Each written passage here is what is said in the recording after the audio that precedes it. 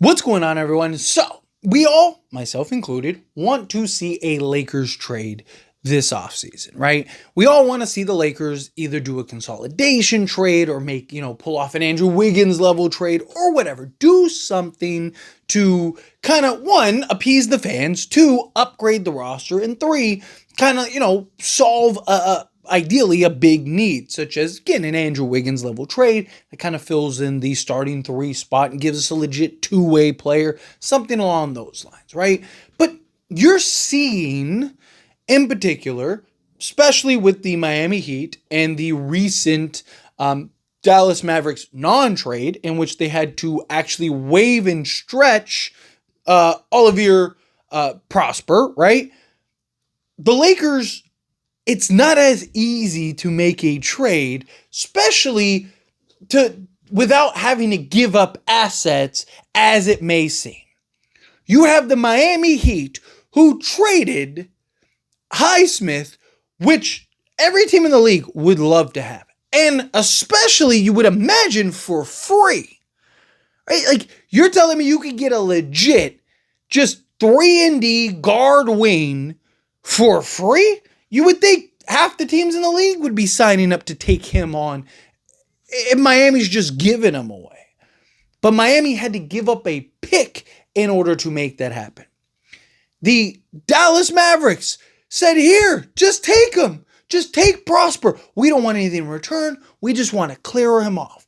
23-year-old, 6'7", 7'1" wingspan, 40.5-inch vertical, legit two-way 3-and-D style wing in an NBA that is king.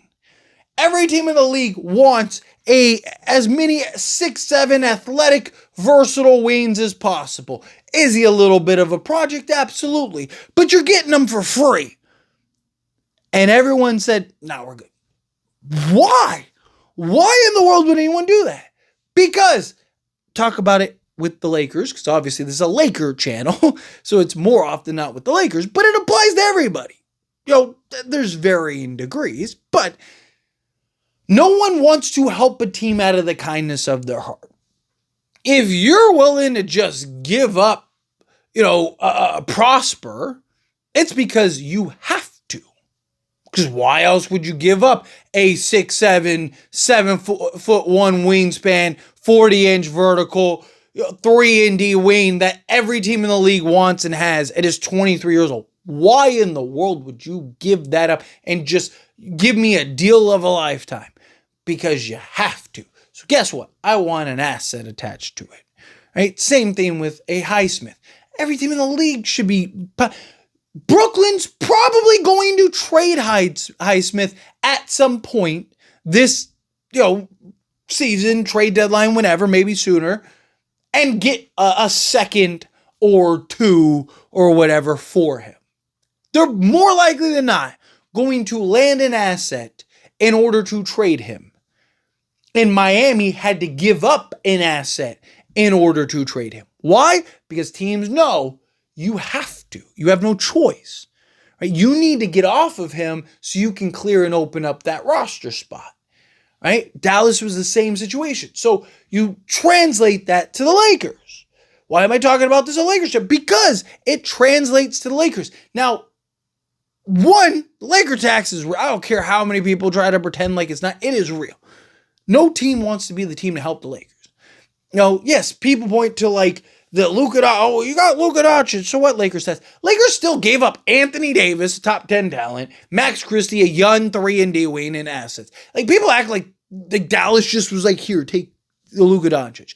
And another thing, you'll see a lot of people be like, oh, well, you have Pau Gasol, you have this, and they'll piggyback, the cherry pick kind of these things, but ignore all the potential possible trades that fell through because of the Lakers tax, and also things that were very public and known. The Chris Paul trade as an example. The Lakers ended up missing out on Chris Paul because the NBA thought it was unfair and they owned, the Hornets at the time and were like, that deal's not good enough. So they turn around and trade him to the Clippers for a deal that was it wasn't even arguable. It was terrible. compared to what the Lakers were giving up. Right? Like, it was night and day a type of trade. I mean, that was an absolute fleece.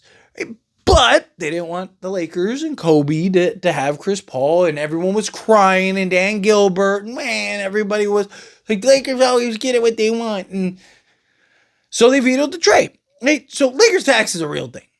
Now you add in Lakers tax on top of teams know, oh, you want to clear salary, or oh, you want to do this, that, and the other. Now, is it possible you could find a team that's willing to just take on a Dalton Connect? Sure. There's teams out there that might look at it and go, man, especially because shooting is another commodity, right? Shooting is another thing that teams need, that teams want, that you might be able to find a team that's willing to go, you know what, hey, like, if you're just willing to give us Dalton Connect, give them up, right? But there's also the potential that, just like everyone else, you're going to have to give up. You're not just doing a Dalton Connect, and you're going to have to give up a second as well, which is why I keep talking about, I don't want to see the Lakers do a consolidation trade. I want the Lakers to do a trade through the mix of, and consolidate through the mix of said trade, right? So recent one that I talked about was like Malik Monk, right? The Sacramento Kings still have a little cap space.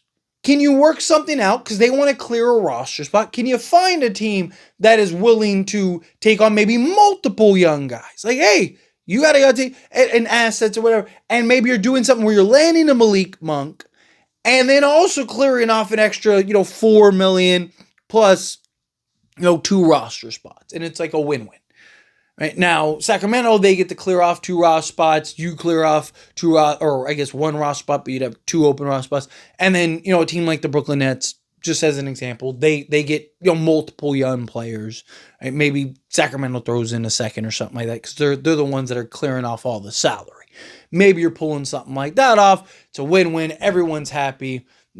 Boom, we can all move on, right? That's kind of an idea. That's a plan that they could do. That is something I'd like to see the Lakers make, right? Where you're doing it in the mix of a actual trade rather than like, here's Dalton Connect in a second in order to do that.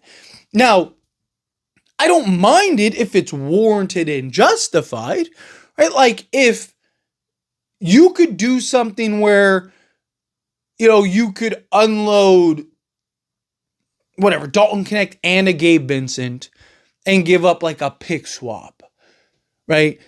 But we know Al Horford, DeAnthony Melton, and whatever else, Malik Beasley are all coming. Right? Now you just got a shooter, you just got a 3-and-D guard to replace Gabe Vincent, and you just got a backup power forward and center. Now you have the depth. You have the versatility. Now you might have too much. If it's justified and warranted, then fine. But you have to know that first. Right? Like, it's what's strange about the Warriors situation. Like, they know as soon as they get everything resolved, Al Horford, well, according to reports, they know. But Al Horford, DeAnthony Melton, so on and so forth, they're all supposed to just sign with them. But, like, what happens if they don't do the Kuminga trade? Like, what happens if that ends up throwing a wrench into that? Well, then now, if those guys aren't going to sign with the Warriors, now maybe the Lakers look to go make said move. Maybe go look to make said trade. Right? Maybe now they go and pivot and go, hey, you know what?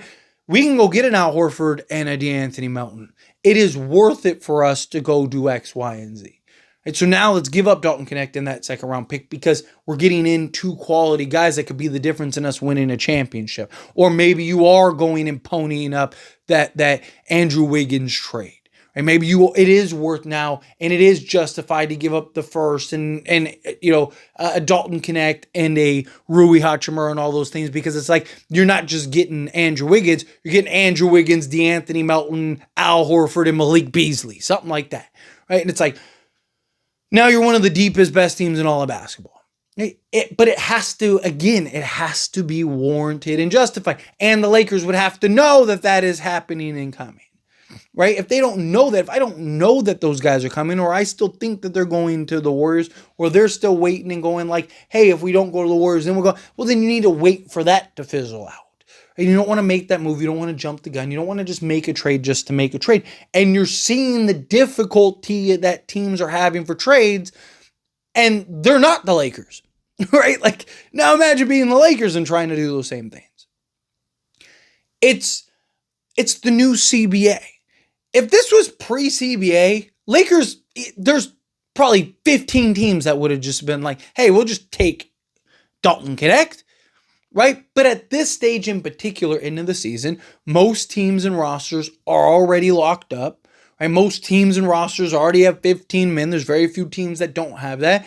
Or most of these teams already have the salary situations. Like, they don't have the cap space to go and just take on a $5 million guy or whatever, right? Or it isn't warranted or it isn't needed. So not only do you need to find a team that's willing to do that trade, that needs that player, has the cap space, and is willing to just take him out of the kindness of their heart, which, again, you could argue, like, hey, we're not just like giving you a guy, like it's a young player that you can grow and develop long term, right? It's not like we're giving you some old schmuck that's like, no, we're giving you a young player that has potential and upside and growth that could be a part of your organization long term. But again, it's the steps of finding those things in a new CBA where teams don't want to take on long-term salary. They don't want to, they're not as open to do flyer deals and all this other stuff. Right? They don't want to put themselves in a position, right? There's very few teams that have that flexibility.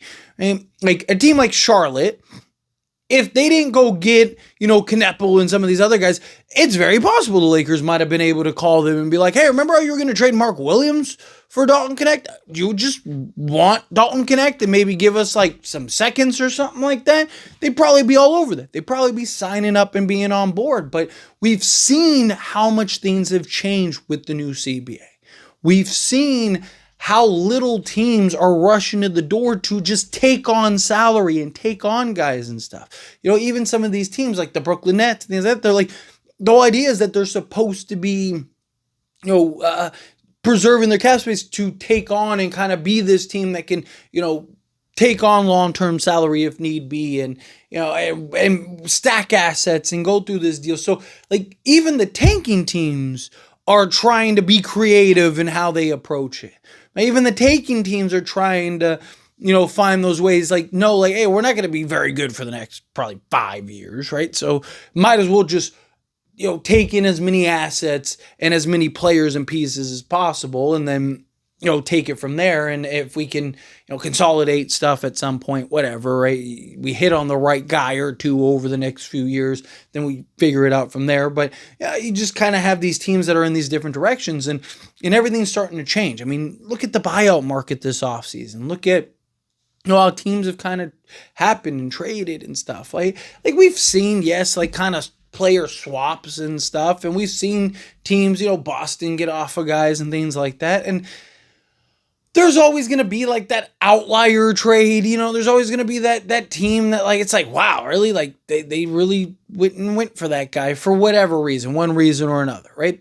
Maybe there is a team that didn't want Prosper, but would want Dalton Connect, because they're like, hey, we don't really need a D, one-dimensional D kind of, Wayne, we'd rather go with a Dalton Connect and his shooting because we need the floor space, whatever. There's teams that might, you never know what other team is thinking. You never know what situation team is in. You never know how they, what are they looking to approach and what they value players. I mean, you see it all the time. Like, it's like, man, they gave that guy $20 million, or man, they went and traded for that guy.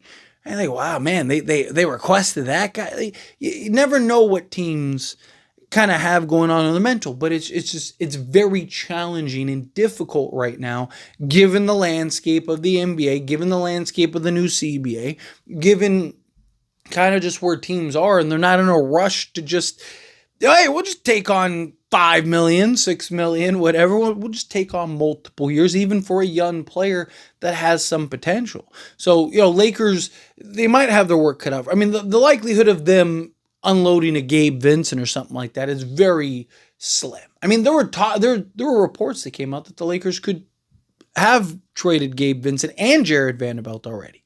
And a lot of people are like, why hasn't it happened? And it's like, we don't know what those details are.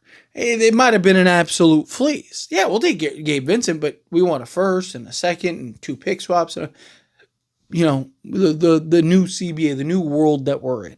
But anyway, as always, this is a discussion. I pass a question on you. Let me know your thoughts and opinions down in the comments. What do you think? If what your thoughts, agree, disagree, kind of mix in the middle. However you feel, whatever your thoughts are, either way, I'd love to hear it. So let me know down in the comments below. That being said, if you haven't liked this video, hit that like button. Helps me a lot. So we enjoy these types of videos, and I truly appreciate it. Now subscribe channel, hit that subscribe button, turn on the bell notifications. Appreciate y'all. See you in the next one. Thank you.